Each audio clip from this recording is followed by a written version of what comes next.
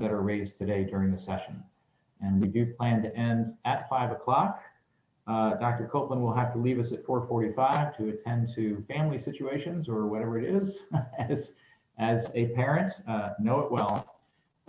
And before we proceed, we also wanted to let you know that we are going to record this session, and it will be posted on the YouTube channel for the Brain Center for Community Engagement. So just letting you know that as well.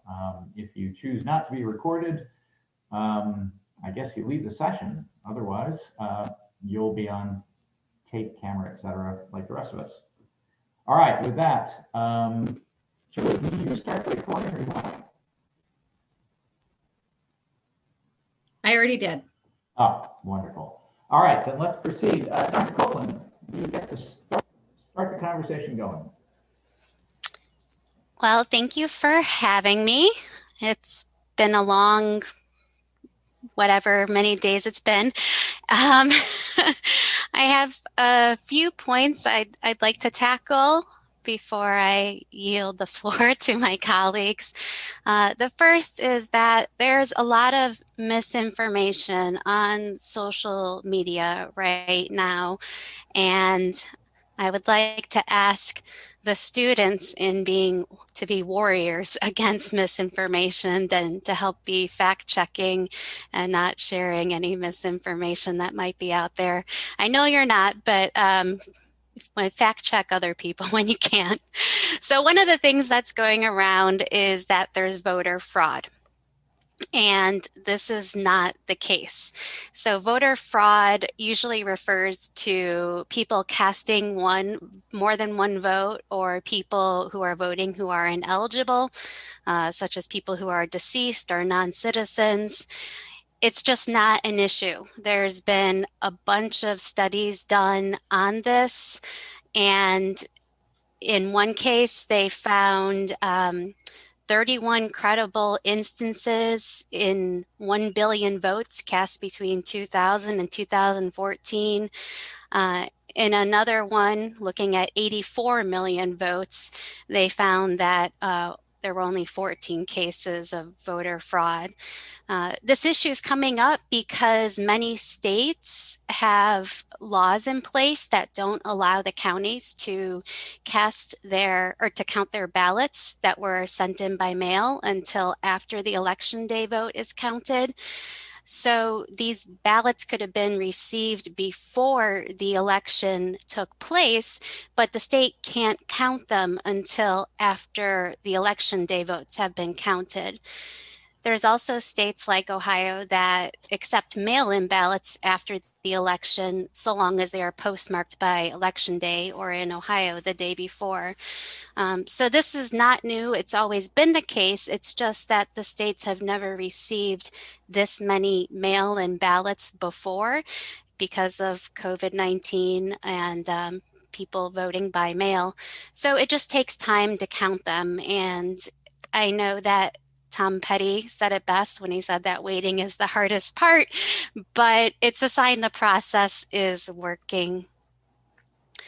The other thing I would like to add is that we have record-breaking turnout, which I'm really excited about. This year, it looks like it's going to be 67%, which is the highest voter turnout in 120 years, which was before women, 18-year-olds, and African Americans had the right to vote. Also, I believe that Biden has a clear path to 270. He's already been projected to win Michigan, Wisconsin, and Arizona, and it's likely that Nevada will be the linchpin, or will nail the coffin on that. Sorry, I haven't gotten a lot of sleep. And also, I think Pennsylvania will go for Biden as well. What else? I think, I guess the last point I want to make is that Trump did run a really good campaign, and he did a good job getting people to turn out to the polls. And it turned out that people thought the economy was more important than, say, COVID-19 or slowing the spread of the virus. I think that people were really worried that the economy would shut down if Biden were elected president, and that largely drove the vote for Trump, as well as party ID.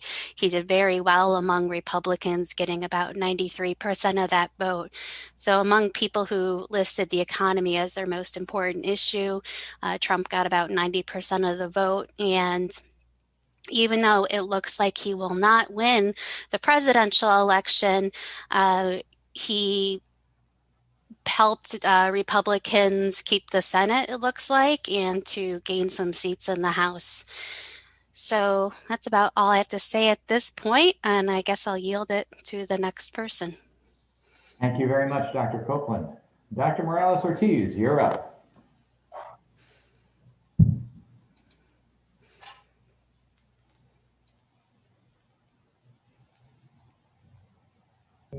There we go. Just trying to learn a little bit of the technology. Thank you very much for having me here. I have some written comments. My perspective on the outcome of the election will be given my training from how the world look at what's happening in the United States. And I will finish with, if I still have time, if not, I can elaborate a little bit in the Q&A. We'll finish a little bit with my perception as a Puerto Rican, not an expert on Latino politics, but my perspective about what can we say and what can we understood about the Latino vote as a result of the outcome of the election. Among the many notes that I have for to understand how the world see the United States over the last couple of days, the allies and as well the adversaries are watching the election with a keen interest. As you know, we have a world dealing with the COVID-19, and that world is desperately seeking competence and confidence, not disruption and chaos. We are looking also for global coordination by way of the World Health Organization to help defeat the COVID-19 and then forge the same coalition of nations and actors that deal, the same plan that deal with the Ebola and the Zika pandemic. Our adversaries or competitors like China and the United States, China and, China and Iran, they look at some of the comments that I have seen in the news, in the international newspapers, look at democracy as a sinister lie. You see all the corruption, all the chaos resulting from this election, the self-interest and the individualism of it, and they're using that as a propaganda in their respective regimes. I believe the Ayatollah Khamenei expressed for the first time his views a couple of days ago on the election, and that's more or less what he conveyed. Sort of like it's a sham. This whole process that they call democracy. The world is lingering. There's a lingering unhappiness in the world toward the United States and about some of the unilateralism. But most pressing right now is the unpredictability of in terms of U.S. foreign policy. Some of the comments that I captured by way of what's happening in the news around the world, they're worried that a Biden administration will become a one-term administration. Given the high level of domestic polarization, some pundits and callers are referring to that domestic polarization coining the concept of a broken house. So they're worried that the Biden administration will be a one-term administration, and that a Republican will be the next to replace Biden. And they're concerned about to what extent the commitments that happen under a Biden administration in terms of U.S. foreign policy will be pursued by a Republican administration. There's a lot of anxiety. So in that context, the anxiety of the world about the polarization of US politics, their main concern is what sort of consequences it's going to have with US foreign policy, a foreign policy that has lost its consistency since World War II. So I see the United States in a crossroad. Trump and his foreign policy has been very disruptive to the consensus that we forged back after World War II around a US foreign policy cemented in the so-called liberal pluralistic system, where alliances and relying on international institutions provide us an opportunity to pursue our goals and our actions. Biden, if he ends up winning the election and becoming president, Biden wants to return to the more traditional US foreign policy, to restore US leadership and to return to the head of the table. But the problem that he faces is that table has changed. It's not the same table, 4 years ago. We have a China that is flexing its muscles regionally, internationally. We have a Putin who's doing the same thing. The stain of Syria is very strong in our record. Israel and the Arabs are making peace. The North Koreans are making missiles. We have a plan in Afghanistan to retreat. Trump administration want to leave the American troops to return back in the Christmas, although the generals have not made any plans. And then globalization is taking huge attacks. My last remark is that Biden, if there's a Biden administration, they face a significant challenge not seen since FDR in order to restore US leadership and then restore that, he wants to return to the head of the table, because they're going to do that effort without the benefits of a stronger US economy. Given the question that I pose myself, because US foreign policy there's key pillars that have been the strength of our foreign policy since World War II. But given the current polarization, can Biden restore the bipartisan consensus that characterized US foreign policy since World War II? With my students today, we were looking at this issue, and some of my students said, well, perhaps one of the things that Biden is going to do is to undo what Trump did. But in doing so, the Biden administration has to be careful, because he has to persuade the American public in a frank and candid way that the undoing what Trump did, the Trump administration did in terms of US foreign policy, there's a reason and a purpose for that. Because if not, then the next administration will undo what the Biden administration did. So restoring the bipartisan consensus and having a public behind, or a significant portion of the public behind those foreign policy initiatives, is, in my humble opinion, the current challenge that a Biden administration face as the world linger in unhappiness and anxiety in regards to what's happening in the United States. And I'll stop in here, and I'll be happy to comment on any other issue pertaining to that perspective. Thank you. Thank you, Professor Morales-Ortiz, for your views on the foreign policy potentials for a Biden administration. Professor Kieber, national security and a new administration. Should it be a new administration? And of course, we can't speak of this as a certainty yet. Yeah, so I think there are two possible scenarios. As Professor Copeland suggested, right now, all signs point to a Biden victory.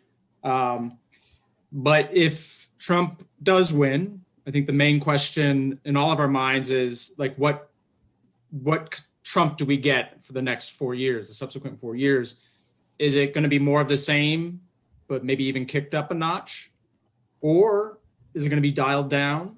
The question there, and I think you and Lauren could speak to this more directly, is if, as I see some of the election results, it seems like the Republican Party is going to be asking itself, what is it going to look like in the upcoming years due to demographic changes and whatnot. So does the Republican Party moving forward want to be the party of Trump, or some sort of renovated version of conservatism and a new Republican agenda? And if they are concerned about, if they do want to depart from Trumpism, how will they in the next 4 years operate to constrain him? So I think that's the if Trump wins scenario. If Trump loses and Biden wins, there's two phases to think about. The first is the interregnum. This is the time between the declaration of the Biden's victory and then early January when we see the actual transfer of power, right? So there's a window of time in which Trump would remain in office. And there's a gigantic question mark there about how he will behave in that period of time. For some, I think it causes a bit of anxiety, like will Trump be even more bold in some of his more outside the mainstream perspectives and actions and rhetoric, or will he be more constrained? So that's a big question mark there. And then, of course, after Biden takes office, I think I'll just sort of keep this brief here, where there's the most daylight between the two candidates right now on policy issues would be, I think, climate change policy and immigration policy.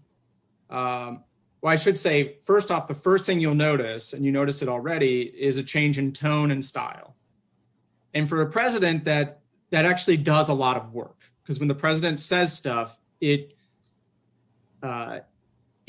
causes people to believe things. There's a lot of power in presidential rhetoric. We see it domestically when Trump was declaring victory right after election night. And everybody from across the spectrum, at least pundits, even on Fox News, you had Chris Wallace saying, like, that's not healthy for our democratic institutions to try to call the election before votes are counted. At any rate, so presidential rhetoric in the bully pulpit carries a lot of weight on the world stage. So you're going to immediately see a shift in style and rhetoric there. And then comes the more substantive policy changes. And there with climate change, you'll see Biden work to rejoin the Paris Agreement. And he has stated that he wants to get together a summit of world powers, especially the more significant emitters, to think more critically about what could be done to make more progress than what we're seeing under Paris. Now, whether or not he can achieve that, and whether or not there's actually an appetite, the will in the American political system to do what's necessary to make the emissions that would be required to stay below a 2 °C increase over pre-industrial temperatures, that's a big question. So it's really like, is he going to be radical? I don't mean that in a negative sense. Is he going to make radical changes that most folks that pay attention to environmental policy think are necessary? Or is it going to be more of a tepid response that we've seen so far in previous administrations? So that's climate change. The other big one would be immigration policy. And here I'm thin on the details, but it's definitely clear that Biden is going to sort of turn on the spigot to allow asylum seekers in, to take the asylum process more seriously, and to engage in a more bipartisan centrist debate on what immigration policy should be. Where there's little daylight between the two, where you're less likely to see a lot of change would be in Syria and Afghanistan and Iraq. Trump wasn't a huge departure from Obama, and Biden won't be a huge departure from Trump. And I think interestingly, and I'll sort of stop it here. I mean, there's a lot more to be said on security related policy. You're also not, I don't think you're going to see that much of a difference with respect to US-Russian policy. Because although Trump is definitely sees some sort of affinity with Putin and has made statements that make the intelligence community and the national security community cringe, like trusting Putin's statements over the intelligence community's assessments, when you look at sanctions that the United States has on Russia, Russia's United States policy with respect to Ukraine and Russian involvement there, and with respect to Russia's involvement in Syria, it's been pretty much as you would expect a more traditional Republican Party or more traditional Democratic Party to behave. So I think you will see under Biden a more serious engagement for arms control, trying to discuss arms control with Russia. But I think that'll be the chief difference that you see moving forward with Russia. So I'll leave it at that, and then happy to take more questions on other issues. Thank you, Professor Kieber. We received several questions through the registration process, and I want to address some of them briefly and then turn some of them over to my colleagues on the panel. Certainly, if anyone in the meantime has questions they'd like to ask, please just type them in the chat, and I will try to catch up with those. And if I don't catch them, maybe Julie or someone else will catch them before I do. So some of these are really just nuts and bolts election-related questions. One of them has to do with how could the election results have changed so much in Wisconsin and Michigan and a couple of the other states where initially it looked like Trump was way ahead, and then gradually we saw the shift over towards Biden. In simple terms, it's about the count of the mailed ballots, and you have to remember every state, according to the Constitution, determines the electors. The electors technically are the members of the Electoral College.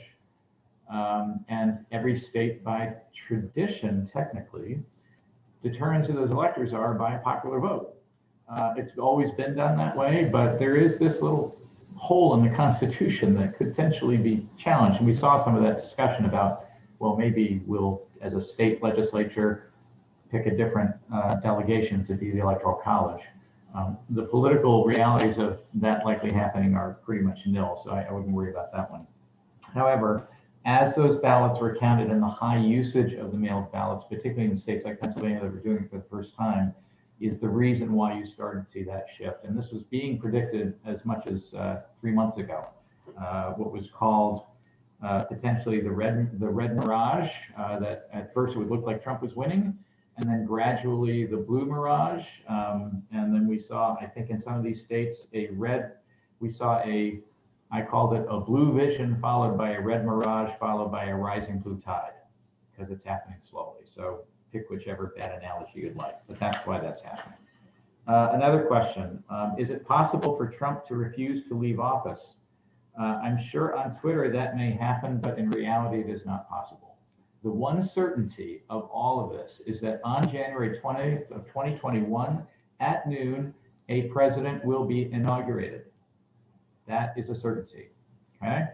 And at this point, it will be the outcome of the Electoral College, and that will be the outcome of the votes in the states. In terms of state challenges, this is another question that came up on court challenges. This again is being done on a state-by-state basis. And we've already had a couple of cases that have tried to be filed that have immediately been stopped by the courts because they don't have grounds. Either they don't have standing, which means that they don't have a direct interest as the ones filing the case, or they are challenging what is clearly the law, and there's nothing to raise a question about the law being challenged. So you'll see more of this. There will be lots of chatter, particularly, and then the final question was related to recounts. Most states have a recount clause that if the vote is within 1%, sometimes 0.5%, a recount can be requested by presumably the side that's losing. That's the logic. And then the state has to do that recount. Now, in some states like New Hampshire, they actually charge the one asking for the recount financially to conduct the recount. That really doesn't matter in a presidential campaign, but that is part of what we're also seeing. And it could well be that Nevada, Michigan, Wisconsin, remember, these are states that won narrowly. 20,000 votes won Wisconsin in 2016, 10,000 votes won Michigan in 2016. So all of those are possible. All right, with that, let's go to another question for Dr. Copeland. This is a quick reminder about why do we use the Electoral College instead of the popular vote, and your opinion on the value of continuing to use the Electoral College.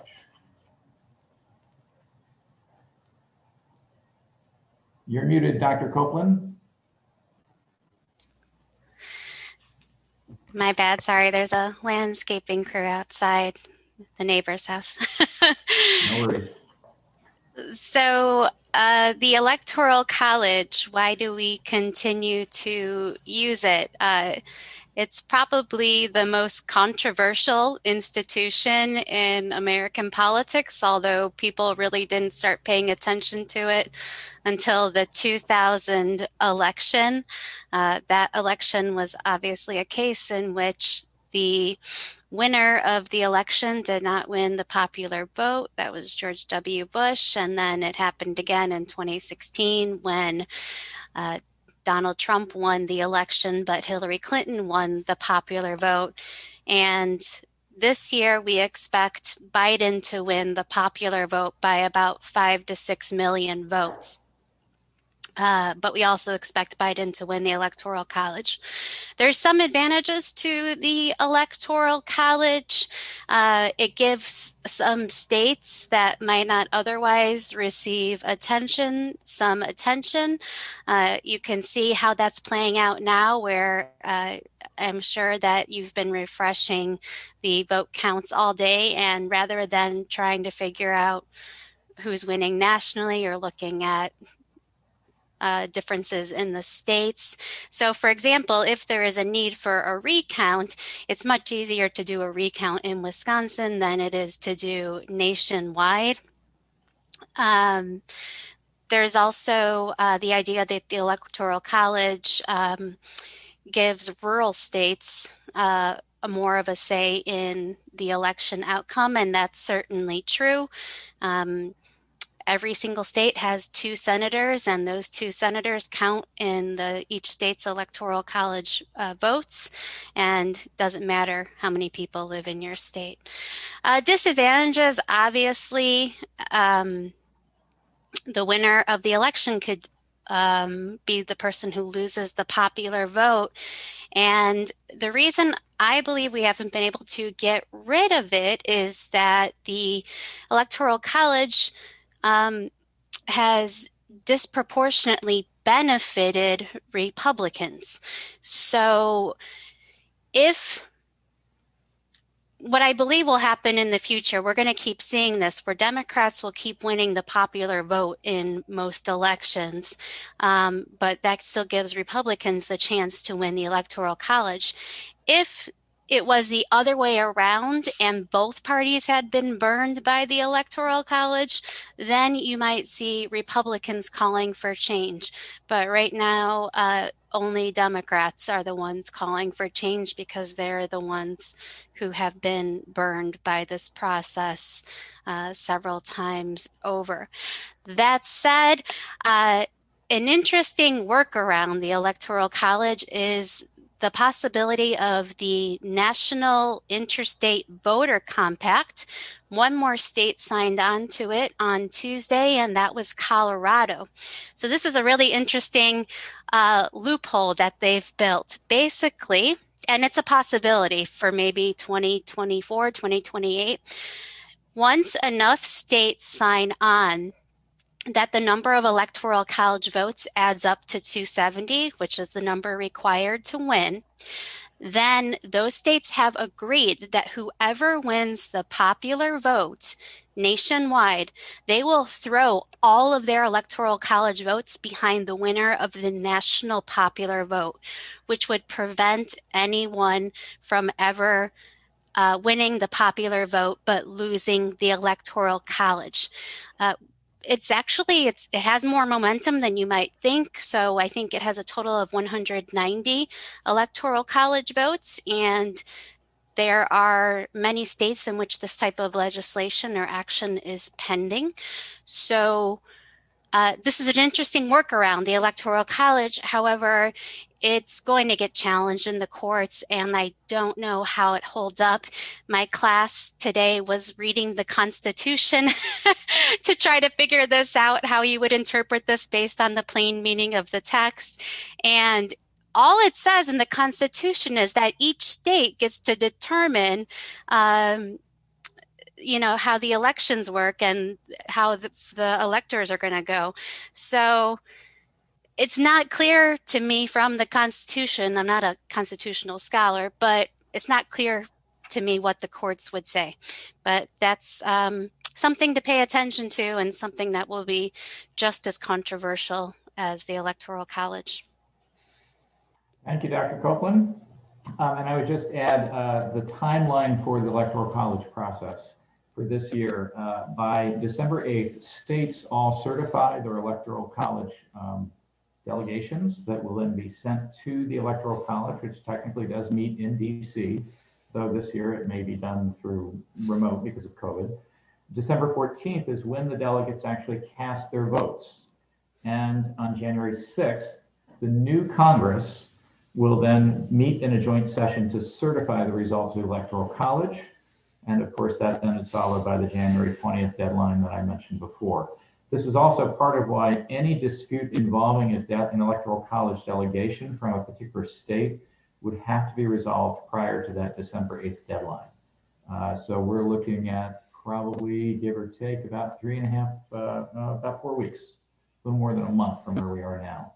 So that's part of why also you're seeing this rapid set of challenges happening, primarily from the Trump camp. But keep in mind, this may change, particularly if we see a recount that maybe shifts the state that was going for Biden back over to Trump. It's entirely possible. So brace yourselves, deep breaths, strong tea, whatever it takes, yoga, patience, that's the key. Professor Morales-Ortiz, we have a question about the difference between the Hispanic vote in Florida and Arizona. And if the Trump campaign failed to give Arizona the attention that it needed, leading to Arizona then moving over into the Biden column. Glad that thank you for the question. That was one of the remarks that I promised that I was going to talk. What at least as I said before, I'm not a Latino politics expert, but the outcome of this election and what happened in Miami-Dade County allow me to make the following asseverations. There's no such thing as a Latino vote.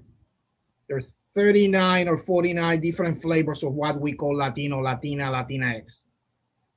Second, we are underrepresented when we look at that high leadership in both political parties, but especially in the Democratic Party.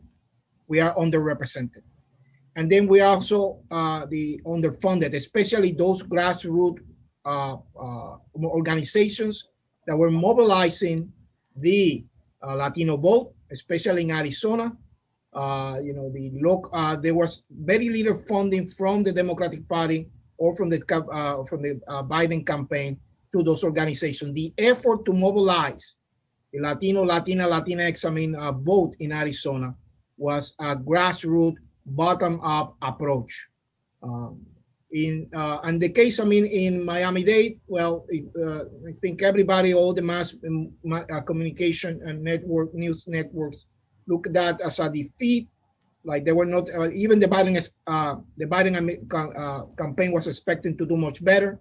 I have a good friend of mine from college who was down there mobilizing the Puerto Rican vote. They thought that was going to be a counter, but based on what my colleagues have told me about the Biden campaign and what I hear in the news, the Trump campaign was there in Florida way before the Biden campaign. The slogan of Biden as a communist worked for the Cuban Americans. Is lingering in their head. Most of the people, most of the Cubans still have in their head the days of communism, Castro. For the Venezuelans, the socialism, the Bolivarian socialism of Chavez and Maduro linger in their heads, and that play a key role. And then I think my colleagues were telling me that the Biden campaign arrived very late to Florida. But then we have to recognize also that we should not let the situation in Miami, define the picture about the Latino vote. Yes, the Trump campaign was able to gather some of the Latino, Latina, Latinx vote, but there was a lot of Latino, Latina, Latinx, who voted in the elections, who voted Democrat, but I think, in my humble opinion, and I finish with these remarks, the Democratic Party have to realize that they cannot take anymore the Latino community as a granted. Again, as I said before, there's no such thing as a Latino vote. We are underrepresented in the headquarters, of both parties. And then we are underfunded, especially, the grassroots efforts at the local level in order to mobilize our community. I would just quickly add that in the last 20 to 30 years, we've seen on average about a 30% vote by Latinos, Latinx across the country for Republican candidates. And very much to your point, Professor Morales-Ortiz, particularly in states like Texas, some of the southern states where Republicans predominate as a party. The other is that one of the most effective grassroots organizing efforts of Latinos actually has been funded and organized by the Koch Foundation. So, which isn't exactly aligned with the interests of liberal Democrats, shall we say. So they are a libertarian organization, very conservative, and certainly one that is a model, I would suggest, for what grassroots organizing could do, particularly when you have a lot of money to do it. Professor Kieber, we have a question about how do you think the outcome of this election will affect U.S. policy in the Middle East? And I'll give you a double. That, and if you could comment on issues related to control of media and cybersecurity. Sure. Okay, I'm not muted.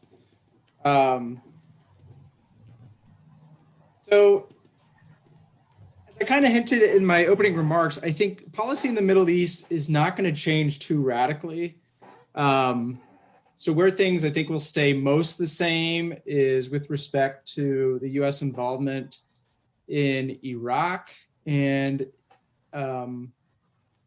also in Syria for the most part. So that is to say, in Syria, the United States, since the Obama administration, has been more concerned with taking out ISIS. And there's been a sort of a complicated song and dance that the United States has to do with Russia in Syria, because Russia's military is actually there working on behalf of the Syrian government. And the United States wants to avoid that type of friction. But with the physical, the territorial part of ISIS essentially mostly dismantled over the past couple of years, I think the U.S. military presence there will remain light and meant to sort of play whack-a-mole with ISIS. The United States has constantly been itching to continue to reduce its military commitments in Iraq. But what makes it more difficult is the presence of ISIS and a weak Iraq state that is, unable to take care of its domestic security situation to the extent that makes the United States comfortable. And you have Iran, which likes to run sort of proxy militias in the region. So I think you'll see a continued U.S. military presence there, albeit light. Where you'll start to see some changes is in Yemen. So right now in Yemen, for those of you that don't know, there's a war between this group called the Houthis that recently, the past couple of years, have taken over a lot of Yemen. They overthrew the government, and supporting the Houthis is Iran, and then fighting the Houthis is this coalition led by Saudi Arabia. And supporting Saudi Arabia is the United States. And part of that support entails basically weapons sales, logistics support, and intelligence. Where things have gotten controversial from the perspective of US involvement is that Saudi Arabia's use of military force in Yemen has not been as, it's been kind of indiscriminate at times, devastating the civilian population.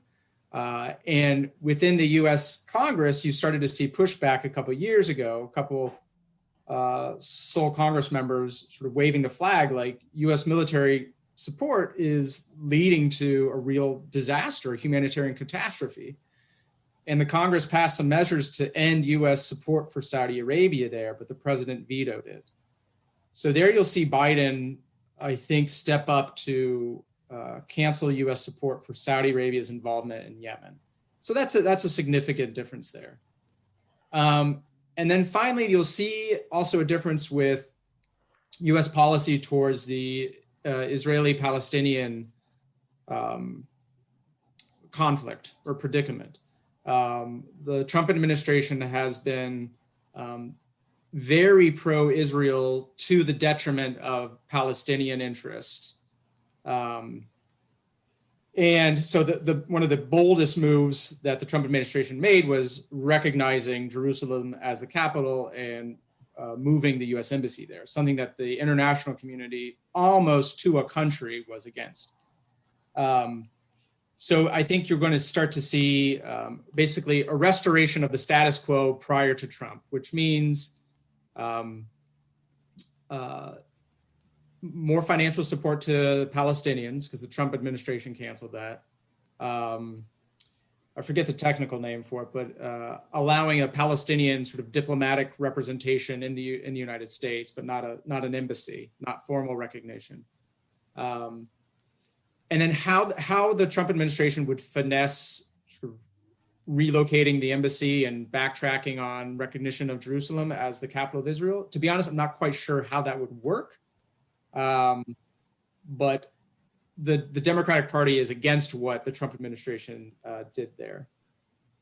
So there, I think you'll see the biggest differences. Oh, cybersecurity. I'll keep it really brief. Yes, real quick. I think basically more of the same. The Trump administration didn't have any sort of out of the ordinary perspectives on cybersecurity. So the United States is, in many countries, to be honest, there's still this sort of learning game about what are the norms of cybersecurity. How do we think about escalation in cyberspace? Is cyberspace a domain in which countries can take sort of aggressive actions and poking at one another, yet stay below this threshold of armed conflict? Or are there dynamics in cyberspace that we haven't seen yet, luckily, where things will sort of spiral out of control and sort of bleed into more lethal, kinetic type of activity? So countries are still learning how to interact with one another in cyberspace. The United States is going to keep increasing its capabilities, as are other countries. I do think that under a Trump administration, you will see foreign election interference taken much more seriously. So that's to say the United States will be more prickly about, like, let's say, Russian or disinformation campaigns in the United States. So you'll see a little bit more aggressive defensive posture taken towards the Russian in terms of election interference. But other than that, I think not much of a radical departure. Thank you, Professor Kieber. Dr. Copeland, I know you're about to go, so I'll give you a quick question before you leave. There have been a few questions about the interregnum. If we are finally at a situation where President Trump loses the election, any ideas about what will happen during the lame duck session before January 20th related to what he might do, policy, et cetera?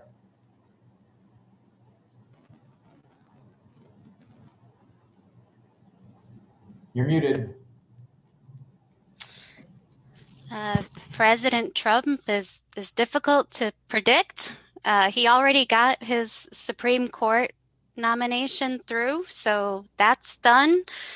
I would expect the Senate to take up the bill, the House and Senate to take back up the COVID bills. But I think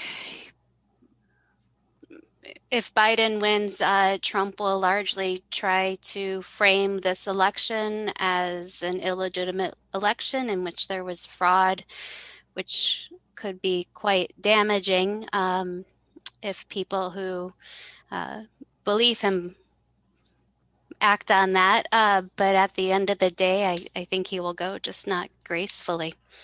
I don't really have any insight about how anything might change policy-wise. I don't really see any big things happening between now and January. Thanks very much. We've had a series of questions that have, and I'll open this up to anyone who wants to respond, about this larger question about polarization and the fact that we've had a part of the country that has had its presidential choice for 4 years, And now we have another part of the country that may be getting their choice, although even that needs to be qualified because there are many who voted for Biden, not because he was their favorite candidate, given the primaries, but he was the choice they had. And so really this deeper question of polarization, and that for a lot of people, this has become very personal, related to themselves versus the other side. What do you see happening with that, if anything, or what do you recommend could be done by perhaps a President Biden with Congress being essentially the same as it was before? Whoever wants to handle that one first. If Lauren's still on, I'd definitely give her first stab at this, but did she? I think she may have left. I don't necessarily have a good answer by way of diagnosis, but to your last point about what could a Biden administration do, I think if you listen to his remarks the other day, I don't know, I was quite impressed by them because they were really conciliatory. And I think, as I said earlier, when the president speaks, it carries a lot of weight. I think maintaining that sort of civil tone can go a long way. Now, as some of the questions suggested, like the divisions are sometimes really profound and also painful. I think it might take some time to heal. Another thing that is sort of an open question in my mind. In the national security community, I've been seeing this conversation about should Trump be prosecuted for various possible crimes after he leaves office? Or should Biden basically pardon him for the sake of sort of moving on? And the debate is, if you give the pardon, it might help heal and we can just sort of move on. The counter to that is if Trump did in fact commit various crimes, we'll just sort of bracket that for a second, shouldn't they be dealt with? If nothing else, as a deterrent to future criminality at the highest level of the American government. I mean, it's a really difficult question. I don't have an obvious answer, but that's something that you're going to see a debate happening if Biden wins, like what to do about Trump. Thank you, Professor Kieber. We have a question in the chat. Is it possible Trump's appeals could go to the Supreme Court? I'll just give a quick response to that. And we've had a couple of other court-related questions. So just very briefly, it is possible, first, if it's filed in federal court, or it could go to a state Supreme Court and then go to the Supreme Court. These would likely be accelerated given the timeline I mentioned before. However, if a trial court refuses to hear a case because it doesn't see the merits of the case even being legitimate to be entered, that would stop right there. You could refile with new evidence if you wanted to, but otherwise, unless there is some kind of a trial court hearing and decision, nothing can be appealed, because the basis of an appeal is that you have to have a court decision that then can be appealed. Is it possible? Oh, absolutely. And almost likely, depending on what gets passed and gets into a court decision at the trial level.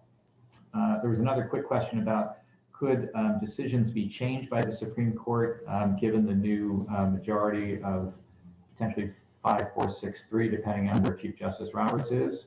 So particular cases involving the issue of Roe v. Wade. Anything is precedent is a principle. It's not a law, but it's a very deeply held principle by our entire judicial system, including the Supreme Court, based in English common law. So to change precedent, to simply throw out a case would be, if you will, almost unprecedented. Even the cases that reversed earlier decisions didn't technically overthrow those decisions. They found some part of that decision that was unable to be upheld. So Brown v. Board of Education office told is overthrowing or overturning Plessy. Well, what really happened was that Plessy was not, they didn't overturn separate but equal. What they overturned was the practice of separate but equal, that the evidence showed it wasn't possible in education. and then that expanded from there into the Civil Rights Act of '64, et cetera. So with that, Professor Morales-Ortiz, this is sort of in your bailiwick, but it's a question that's been phrased in a little different way by people. And it has to do with the issue of race relations in the United States. What, even if this is just a personal perspective, what's your take on what may happen with that arena, given everything that happened this summer, going forward into, particularly if we wind up with a new administration? Thank you for the question. And I will try to address also the question that was posted in the chat room. Well, this is not, I don't think that a single administration may start the process of healing, but to really overcome some of the mistrust and some of the lack of respect, not respect, but I mean of empathy for the other, it will take more longer. I think we are in a generational, this generation has been reprogrammed or recoded, and it will take a little bit longer, to think about that. A Biden administration can build some social capital to start the process of healing by looking at mechanisms to create bipartisanship policies. I'm thinking about, and there was some mention about perhaps using the infrastructure bill as an opportunity to build, if Biden get elected, to build some social capital to try to reach one side or the other. I heard in the news that two things. One, that they're trying to ease into Trump the notion of a loss by encouraging him that he could think about 2024 to run again. And then second, I believe that this is most presidents, after they're either defeated or they finish their term, they go very quietly. They go, to vacation, to take a break. I don't think President Trump will do that. And that's going to be, unfortunately, a lingering problem that may not lead to the healing of race relations here in the United States. You're going to have that loud voice, pestering in that.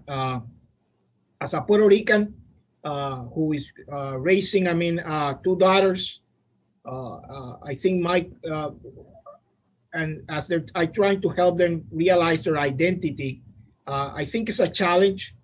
It's a challenge. When in social media and in the news, you see images that don't correspond to the values that has characterized this nation. I think, you can start with empathy. And once again, I don't think this is an issue that will be dealt with one single administration to sort of heal some of the wounds that has been created.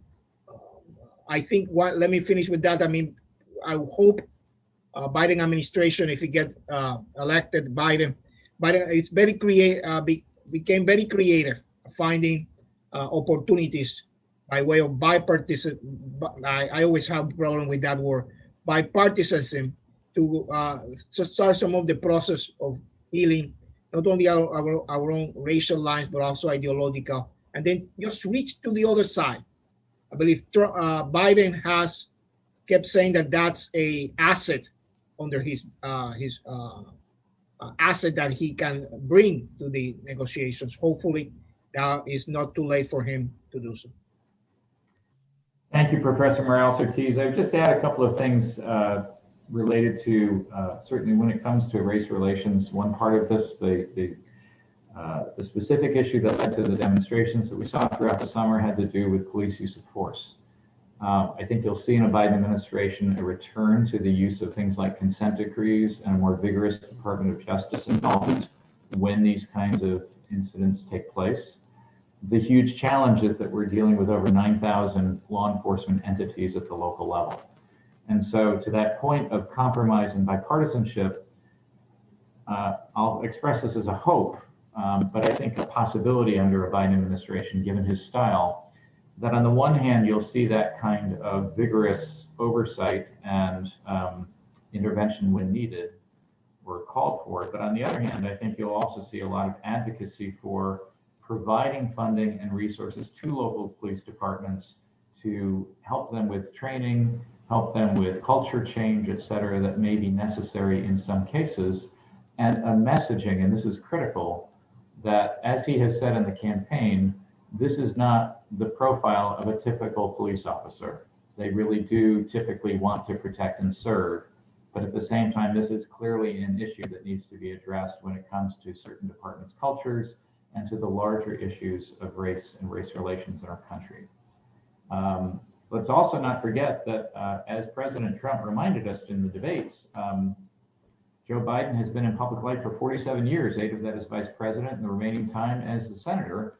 And he has a lot of relationships in the Senate that Trump did not have, nor did Obama, nor did Clinton, nor did Bush. He will be the first really, Obama was a senator technically for 2 years, but Biden will bring an old style, relational kind of style that may help with the possibility of building bipartisan compromises in the Senate. Filibuster ending will be taken off the table, and maybe he'll get through to Mitch McConnell on some of these issues. The infrastructure spending, I think, would be a great example of that, and maybe some other issues, but that's also in a constraining context of a $27 trillion debt that we have incurred and deficit of $3 trillion coming out of fiscal 20. So all I have to say to him and everyone else in government, good luck with that, because I don't think we can maintain that level of debt and deficits much longer. And that is a partisan personal opinion on my part. We are at 2 minutes before the end of this session. Are there any, let's see. Oh, there was a great question here from Lacey. Any sense of voter turnout among our students? Was there an increase in participation? Julie, you get the last word for our session on that question. Hi. So we don't know, and we won't know until the national study of learning, voting, and engagement is released, and that's usually not released until the following fall, unfortunately. Anecdotally, I've seen a lot more energy around voting in my interactions at like voter registration tables and things like that. But I won't know the real numbers until next fall. Thanks, Julie. Mm-hmm.